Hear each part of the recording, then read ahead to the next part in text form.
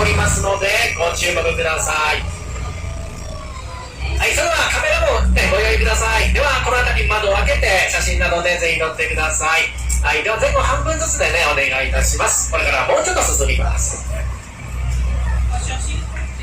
それでは島の後ろよりご覧ください。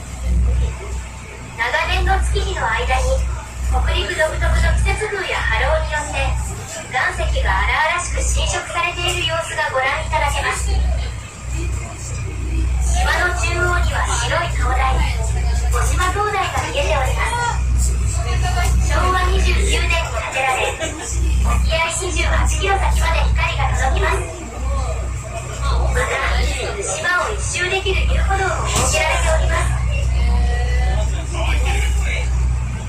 右手前方、黒く先の尖った岩の集まりがございます。